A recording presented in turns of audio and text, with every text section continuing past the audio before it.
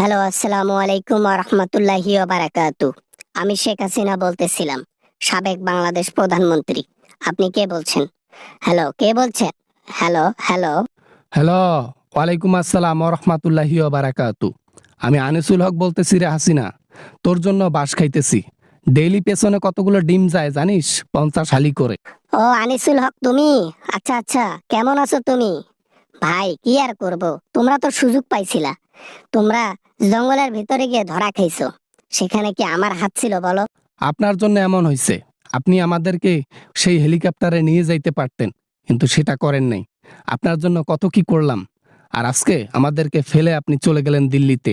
আচ্ছা, কপালে যা আছে তাই তো হয়েছে। তারপর ইয়ার কি অবস্থা? ওই যে সালমান এফ রহমান, তারপর হচ্ছে জুনায়েদ পলক, দীপু মনি, এদের কি অবস্থা? ওরা কি বেঁচে আছে না গেছে?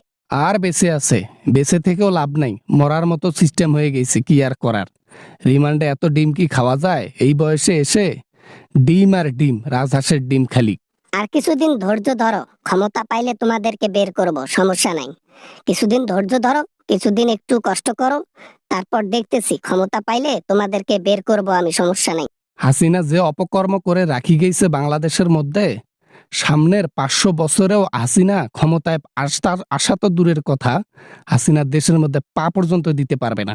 দিলা তো মনটা খারাপ করি, দিলা তো মনটা খারাপ করি। তোমাদেরকে আমি মিথ্যা বুঝাইতেছি যে আমাদের বুঝটা একটু শোনো, শুনে একটু আত্মাটা শান্তি করো, সেটা না, ধরে দিলা মিথ্যাটা। এ বেটি আমরা কি শিপিতে করে দুধ খাই? তুমি আমাদেরকে মিথ্যা বুঝাবা আর আমরা সেটা কি ধরতে পারবো না? হ্যাঁ, শিপিতে করে দুধু খাই আমরা, যে বুঝবো না তোমার মিথ্যা বুঝ? হ্যাঁ, খুব ভালো হয়েছে, মিথ্যা বুঝাইছি, এখন ভালো হয়েছে, ধরতে পারছো। এখন পুকটি মারা দাও গিয়া, ওগুলা আমার দেখার টাইম নেই। আমি আমার মতো আছি, তোমরা তোমার মতো থাকো। ফোন টোন দিও না আমারে, বুঝছো? তোকে আমি ফোন দিলাম কিসের জন্য জানিস? আর কয়দিন পর তুইও আমাদের সারিতে আসবি, আমাদের পাশের জেলের মধ্যে তুই থাকবি।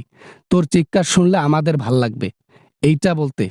তোমরা সবাই চোর হয়ে গেছো, চোর। চোরে একেবারে লিডার হয়ে গেছো। হ্যাঁ, যে থালিতে খাইলা, যে নেতা তোমাদের গডফাদার ছিল, আজকে তাকেই বলতেছে এগুলা। আমরা তো বুঝতে পারি নাই। যদি বুঝতাম, যদি জানতাম যে বিপদের সময় এই নেতাই আমাদেরকে বাঁচ দিয়ে সে নিজের জীবন বাঁচাতে অন্য দেশে যাবে আমাদেরকে ফেলে রেখে, তাহলে তোমার মতো নেতার সঙ্গ তো দূরের কথা, তোমার দলেতেও আমরা যোগ দিতাম না। আমি কি বলছি তোমাদেরকে যোগ দিতে? এ বেটা, তোকে বলছিলাম, টাকার লোভ সহ্য করতে না পেরে আওয়ামী লীগে যোগ দিছিস। হ্যাঁ, অফার গুলো অ্যাকসেপ্ট করতে আর টাকা কামাইতি, চিনি না তোরে?